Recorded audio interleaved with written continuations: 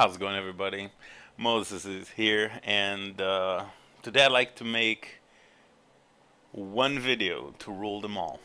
So, in the past, I've been making a lot of Let's Talk About Diablo 3 videos, and on this one, I would like to answer a lot of the common questions in the chat, as well as to put an end, hopefully, to all those who are wondering about my relationship long-term relationship I've been having with Diablo 3 throughout the years.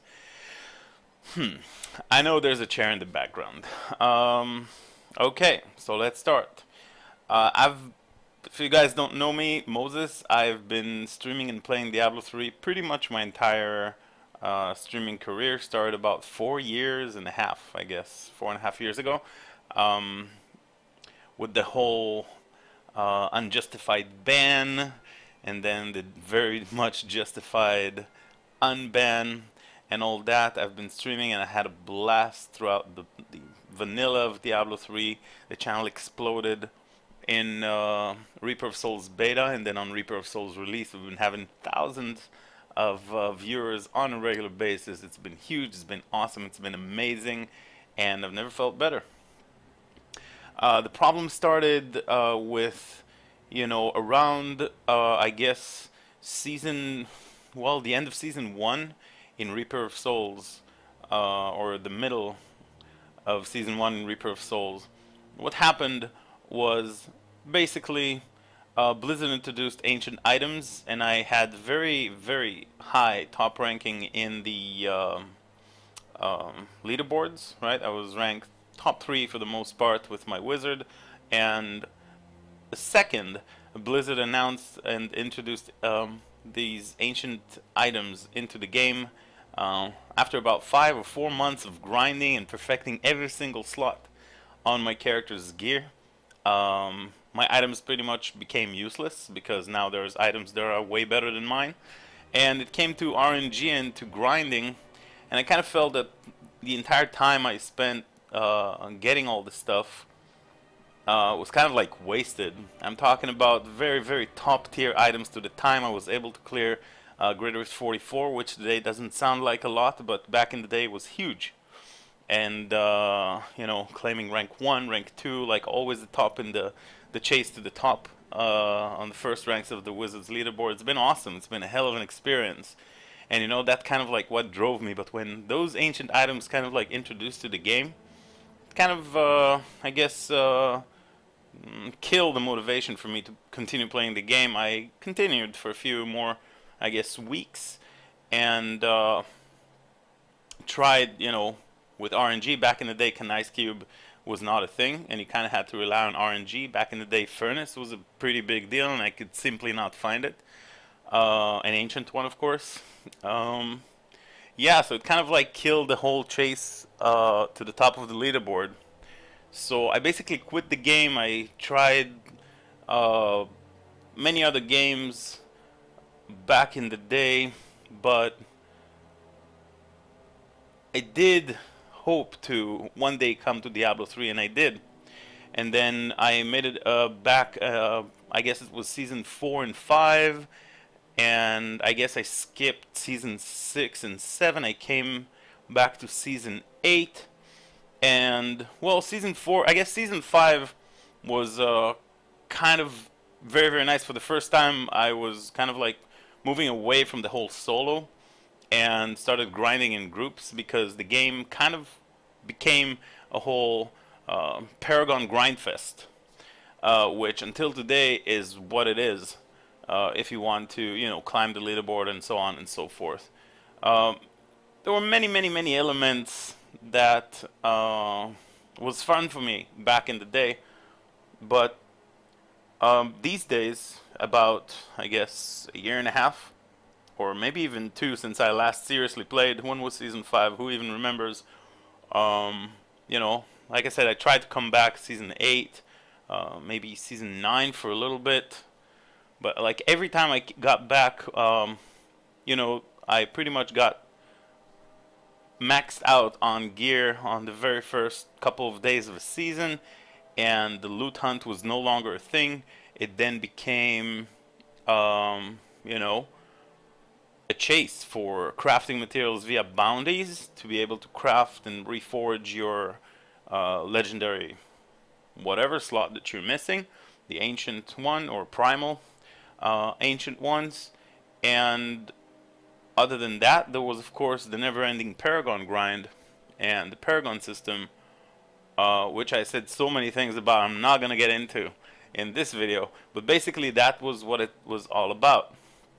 And if you didn't have a group, and if you guys played, you know, games with other people, and you know how hard it is to find other three members that are committed as yourself to, you know, the whole Diablo 3, the whole gaming, or whatever it is. If it's Heroes of the Storm, if it's World of Warcraft, finding a group in these type of games is crucial for your character's, you know, success and all that. So, you know, I kind of like fell off a little bit. Didn't really want to chase too much for that. And well, the game simply just became all about grinding Paragon. There was nothing different. Paragons and bounties, bounties and paragons, and it's been this way essentially since Reaper of Souls was new. You know, since Reaper of Souls first came out, since season 1, and we're talking about now 11 seasons in a row, where I guess a couple of changes have been made. The most major one was the Kanai's Cube, but essentially the game remained the same. You know, the loot hunt in the game is terrible because, again, you're getting your gear within about a couple of days. You upgrade rares to legendaries these days. You get your items very, very, very soon, and then all that is left to do is getting this percentile, tiny little, you know, top 0.0005% of whatever little bit you can squeeze out of your character. And that is mostly dependent on RNG. There's no trading in the game since they removed the auction house. I personally don't think it was a bad thing to do. And, you know, there's a huge thing, Loot 2.0 and the auction house. I don't really want to get too much into it in that video. But the removal of trading, you know, and the removal of currency is basically made the game into, you know, something that you just get into, maybe, if you feel like. Every once in a while, when the season starts, every 3 months, you pretty much do the same thing. You gear up your character, you do a couple of rifts, maybe you get another stash tab. And I mean, there's no real incentive. You know, there's no real incentive. There's no, nothing really drives you to play the game. The Uber bosses in the game are kind of a joke. They don't really give you anything usable. There's no any reason to grind them, and other than doing the, you know, the greater rifts where you just grind XP for Paragon for those 5 main stat or whatever your character is, past the 800 Paragon point, there's really not that much to do in the game. So it gets very boring very, very quick, especially since there's no trading, there's no currency, there's no loot hunt. There's nothing special to do. Everybody uses pretty much the same gear. They copy pasta from the leaderboard. You know, if you're a wizard, that's what you do. That's the build. Pretty much, you know, 1, maybe 2 different variations of the same build every season, and it kind of like stays the same. So, I mean, by all means, if you guys are new to Diablo 3, I mean, it's a great experience. I can't deny. I've been playing the game for about 15,000 hours of my life throughout vanilla. You know, I've been there, seen all the changes, the way the game developed, but the direction in which the game is heading in the past few years has been just simply awful. And, you know, it's really not what I'm looking for in a video game. And it really saddens me because I am associated with Diablo 3, having started and built my follower community in Diablo 3, and that means, of course, you know, for a streamer like myself, less viewers, you know, and all that stuff, you know, down to double-digit viewer numbers. That's what we got. That's the price I gotta pay, I guess, because in the end, I'm streaming, well, hopefully one day to make a career out of it, but first and foremost for fun. I want to enjoy when I get into a video game. I want to have fun. I want to have a drive. I want to have motivation to do this 10, 9, 12, 14, 17 hours every day. Some of you guys have seen me. Back in the day, I did a 44-hour marathon. Tried to go for that 48. Didn't really work. After a certain point, your body just shuts down, no matter how strong-willed you are. But, yeah, you know. And fortunately enough for me, it took me a bit to rediscover this game, but fortunately enough for me, I did rediscover a game called Path of Exile, and I find it amazing that after, you know, all these years, I can still find a game that I can really have the motivation and the drive to get in there and grind and learn and explore and try out new things. And yeah, again, I mean, I've been playing it recently quite a lot and have been having a blast. But yeah, again, the video is about D3, right? So, like I said, if you have never played the game before, if you're new to it, you'll find it a great experience. Who knows? You maybe even play it for a year, maybe even 2. But, you know, the game came out, what, 5 years ago-ish? I've been playing it for, like I said, about 15,000 hours across both of my accounts. Wizard, Monk, Vanilla, past, you know, expansion, Reaper of Souls. I mean, it's kind of a lot of time. And the game hasn't changed at all since Reaper of Souls came out. Well, I guess in Season 2. I guess on Season 2 the focus was really, you know, Paragon grinding and everything. And that's when it kind of started, maybe Season 3 even.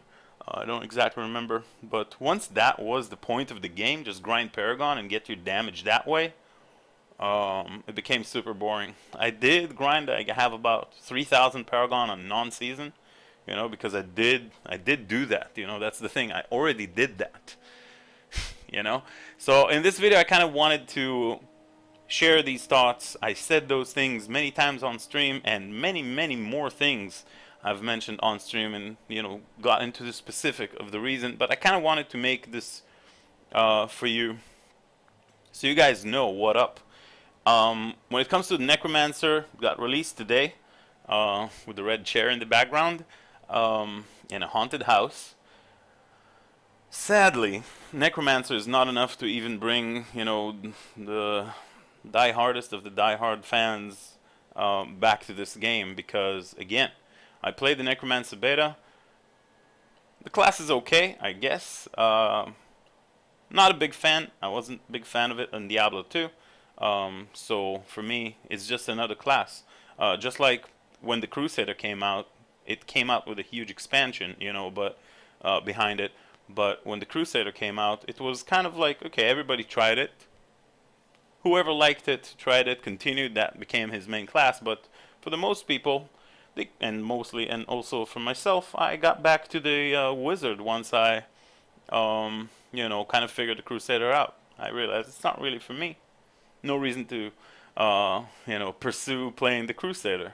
So, as such, there's no real reason for me to get back into the game just because the Necromancer is out. I'm not particularly excited. I played it for maybe 10 or 12 hours in the beta, a couple of days, couple of streams, and I mean, it's a nice class and all. If that's your thing, great. But in the end, the core of the game, Paragon grinding, bounty farming, that's what it all comes down to. That's the only thing you do.